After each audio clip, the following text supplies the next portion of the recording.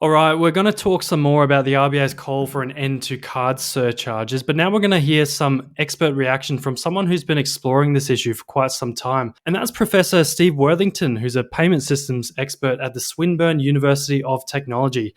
G'day, Steve. Thanks for joining us on the Savings Tip Jar. My pleasure, Dominic. Thanks for being here, Steve. It's a very juicy topic and I can't wait to get into it. But before we do, what's your savings tip for us?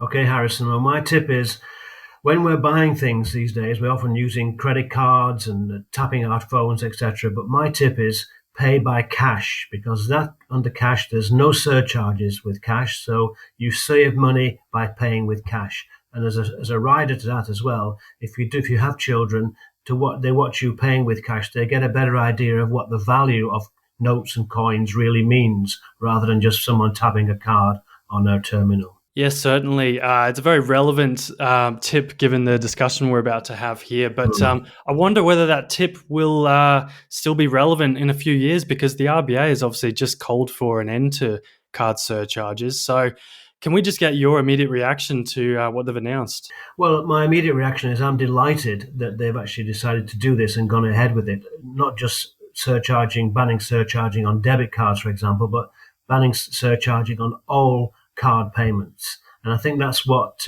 we need here, is actually some clarity and a firm approach to this. And it's only copying what's been going on in the European Union and the United Kingdom for many years. And it makes my pitch on this all the time was the price that you see will be the price that you pay. Because sometimes we don't see the surcharges till we look at our statements having paid with by card. Yeah, certainly sometimes. I'm very happy about it. It happens too late. You've already ordered your coffee or your sushi or whatever, and then it doesn't come time until you're actually tapping the card that you see an extra 20 cents on that transaction. Mm-hmm. So you need to buy beware there, I guess. But Steve, before we launch into what the RBA has done here, or is signal that they're going to do, can you just explain the rise of this over the past few years? I feel like before COVID, you didn't really see that many card surcharges, and now it seems like they're everywhere. And it doesn't matter what sort of way you pay, whether that's, like an Amex or you tap or you insert. It just seems to be the same fee everywhere. Can you just explain the rise of that? Sure, very quickly, and it's the best I can do. The history of surcharging in Australia goes back to the 1st of January in 2003. So that's 20 plus years ago, when the RBA allowed surcharging. And the idea there was to show the difference between the costs of paying by credit card and by debit card, to highlight the fact that credit card payments for the merchant are more expensive than our debit card payments. At the time, credit cards were more popular than debit, and the RBA wanted to sort of shift that around.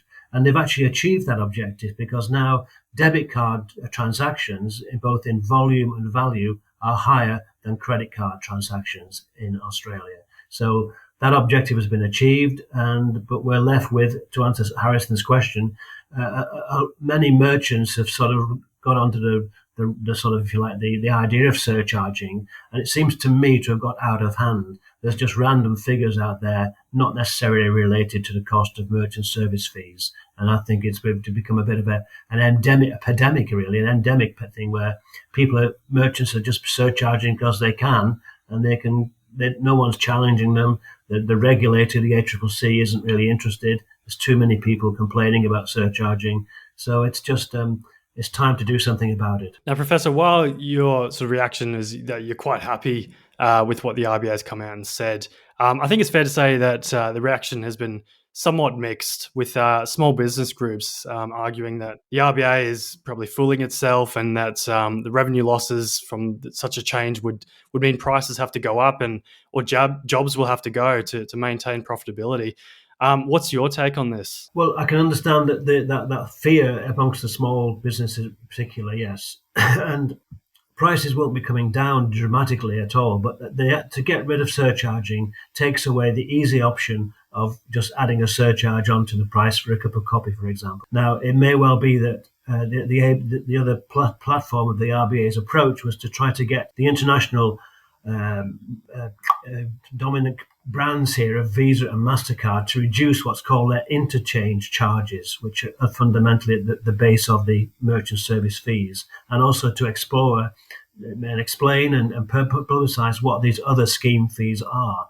So they're trying to sort of put pressure on the card issuers, both Visa, MasterCard, and the big banks, etc., to try to reduce the level of their service fees, which might make it not so difficult, not so dangerous for small businesses to lose the surcharging option. For sure. And I was actually at a cafe the other day, Steve, and the card fee was automatically 3%. Now, I think that's taking the piss a little bit there. But can you just explain that the cafes and so on, they're often at the coalface, and they might be bearing the brunt of consumers, I guess, ire around the car surcharges. But you kind of touched on it there with interchange fees. Can you just explain what goes into that whole surcharge? There's a few ingredients there, isn't there? There is. I mean, the fundamentals are the level of whoever's accepting your transactions. It could be one of the banks to one of their terminals, or it could be the things like Square, the little white squares, which goes to another different company now, or Tyro have a different terminal things. And yes, the idea of surcharging, though, it's kind of, I think it's become too common a practice in many ways. The numbers in the RBA's report was quite low, I think, the number of some so-called merchants who are surcharging, because in my experience, it's quite frequent. And what really galls me, though, is when you're surcharged for something even afterwards. And to give you a quick example, I took my family for a restaurant meal one Sunday a few months ago. On the menu, it said a 10% surcharge because it was a Sunday. And when I went to pay the bill, they said, "Do you want to give a tip?" And I did. I pressed the button of how much percentage. And then I got surcharged on the Sunday surcharge and Surcharge on the tip. And I thought that really was, taking the mickey. Yeah, I think in a recent episode of the podcast, you mentioned experiencing something like that. We had like 3 separate surcharges. Yeah, that cafe that I was talking about just then, about the 3%. It was 3% card fee, 10% Saturday surcharge, so not even Sunday. And then there was an extra 50 cents for tabbouleh. And I was like, what the hell? Like, what's going on? They're definitely, like they're given an inch and they take a mile. Some small businesses for sure. It does sound like it's getting a little bit out of hand. But at the start of this chat, Steve, you mentioned how in the UK such a ban is in place, and perhaps other parts of Europe too. That makes sense because on a recent trip to the UK just over Christmas, I noticed it was really hard to pay with cash. We had a lump of British pounds that we took over there to spend. And I found that so many places were reluctant to take cash. So I wonder if such a ban were to be in place in Australia, would we see fewer and fewer retailers accepting cash? Or perhaps, given that cash would become so cumbersome and actually costly to businesses to deal in, could we end up actually seeing a surcharge on cash usage? Well, it's a great question. And certainly I'm led to believe, and I'm sure it is, cash is the most expensive payment means for any merchant. Because you have to have a float in the morning when you open up. Secondly, you've got to make sure that the money stays in the till and doesn't disappear in the daytime. Then you've got to count the money at the end of the day, and then you've got to find some way, a bank branch or an ATM, to try and put the money into a secure place. It's a lot of time, a lot of energy, and a lot of costs. So cash is expensive, but on the other hand, it's very, very touchable. It's a very sort of, everyone can get hold of cash and feel it, etc. So for many people, cash is, even as a merchant, cash can be quite useful. And certainly for us as consumers, there's a lot of cash out there, and I think that we can get a better deal, if you like, when we're dealing with cash at the moment because of the surcharging regimes, if you like, or opportunities. So cash is difficult, yeah. And your point's well made, though. In the UK, I've seen lots of posters saying that they won't accept £50 notes. That's because there's a lot of fraud in currency out there. That doesn't apply in Australia with the way that we actually make and print the notes there, yeah. Well, I think they were extra suspicious because I had lots of Scottish pounds I was using, and they always seem to look twice at that. My grandma always sends Scottish pounds because she's in Scotland every Christmas and birthday. Yeah. So every shopkeeper always sort of looks twice at these notes, like, what's the Scottish money? Oh, okay. Yeah. Like to that point, there is certainly like a sort of I guess underground cash economy because one, that person isn't paying for the terminal and to rent it and then to pay, MasterCard and the bank and so on and so forth. And then also they can avoid the 10% GST if they're not declaring their cash income correctly, which is also there a is pretty that big point bonus. to it. Yes, yeah.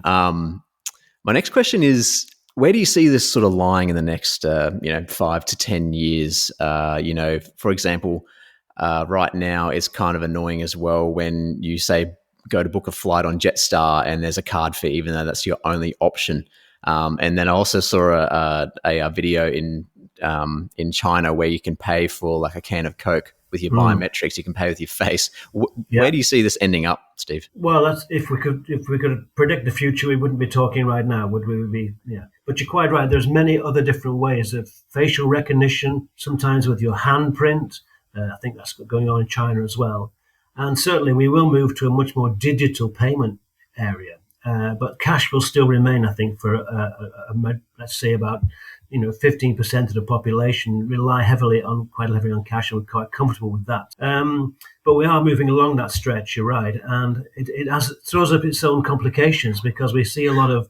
We talk about the cryptocurrencies, which is another game altogether. But also, what I'm concerned with is when we're doing lots of digital payments. At the moment, we take about lots of scammers. Well, the scammers get their information about us from when someone's broken into the database of whoever's organizing your payments. So, at the same time as we're becoming more and more digital, we're also, in a sense, more and more vulnerable. And so when we had a crash, was it the other week, of somebody cashing in on 6 million Qantas frequent flyers, all that information about us goes to a series of scammers who then ring us and tell us that they explain who they are and lie to us and try and get us to do something. So there are dangers as well as positives from moving more and more digital.